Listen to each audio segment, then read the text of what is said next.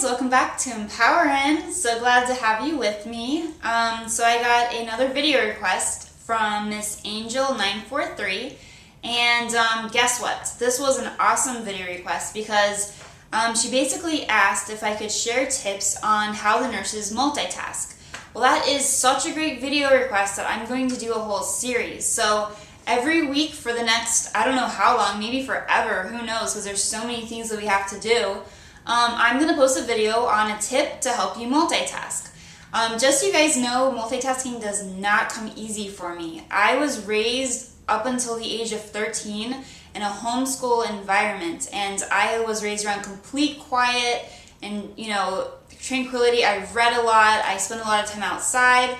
So when I got into the hospital setting, I was just like beside myself. I had no idea what to do, and I totally just couldn't think most of the time. All the beeping, all the people calling, I mean, just everything was just, it took a long time for me to regain my composure, to regain my mind, to be able to hear my thoughts in that environment.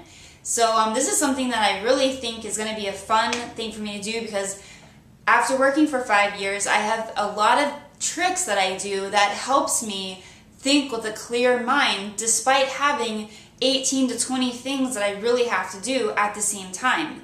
So we have to start somewhere, so I'm going to start with one tip that I think is a great one. And so when it's about how to effectively page doctors and still, carry on all the other things that you have to do. So I noticed when I first paged doctors, I would try to kind of like memorize things, and I would call them and I'd be ready for them, and then the answering service would pick up. And then I would wait for a call, and then a call never came. I would page them again, and then sometimes a call wouldn't come again. And then randomly, if it was an emergency, I would let it go a little bit. But if it was an emergency, then I'd have to, really keep calling. But randomly, I would get a call when I was in the middle of doing something, and I had, no idea what this call was about. And I get this call from a weird voice, and, it was like, "You called me?" I'm like, or the voice on the phone would say, "You called me?" And I'm like, "I'm sorry, who are you?" And they're like, "Dr. Smith, didn't you page me?" I'm like, "Oh yeah, like 2 hours ago." And they're like, "Well, what do you need?" And so you really, like, at that point I would have forgotten. I'd be like, "Oh my gosh, like, I don't know, like, what do I need?" So what I found was that whenever I page anybody, I always just do, it takes a minute, it looks like a lot of work at first, but actually it saves so much time in the future that once you start doing it, you'll never go back. But I just prepare a little sticky note, and I always use the same format, so it never changes. But I put the patient's name, the patient's room number, I put the doctor's name, who I'm paging. Keep in mind that the doctor that calls you back may be different, so it's really important to make sure you know who you're talking to, especially if they give you orders. Well, actually, anytime, because you need to document whether or who you spoke to. So then a lot of times I have to call, or what I put the reason why I have to call, and I put here potassium 3.3, which is a low potassium. I call doctors for this all the time. And then what I usually try to do is have a little bit of extra information. So I'll say yesterday their potassium was 3.8, so it dropped a little bit. Would you like to replace that? Potassium's a really easy thing to replace.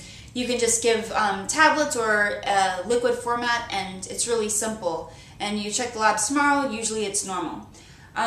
So then what I usually try to do is I usually ask the patient, like, "Hey, your potassium's a little bit low today. Have you ever had low potassium before?" Because I can't tell you how many times I've gone into the room with two, huge tablets, these huge horse pills, and the patient's like, "Oh, I can't take that, And I'm like, oh, so sometimes pharmacy will change the liquid format for you. Sometimes you have to repage the doctor and wait for another call back. So save yourself some time and ask the patient, if they have a form of potassium that works for them. That's just, specific to potassium.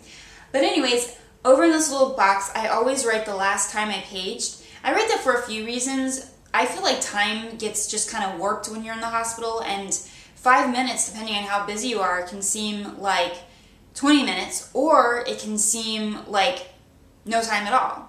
So you know, it really is important to have the time just so, first of all, you don't repage them unnecessarily, because if you page them like in 5 minutes later and it's really not an emergency, you might get a, you know, evil tone on the voice, which is fine, you know, won't hurt anybody. But anyways, just to be, you know, on the polite side, just think about it. If somebody was paging you, would you want them to, you know, call you and call you and call you? So just, you know, try to be a little bit on the polite side. But, so this is the first video in the series, and I can't wait to the next one. So make sure you subscribe by clicking the little box above right here. And I can't wait. So I will see you soon. And keep the video requests coming, even though I'm going to do these videos once a week. Maybe I can record 2 videos in a day. It only takes a few minutes. So love you guys, and I will talk to you soon. Bye. Mwah.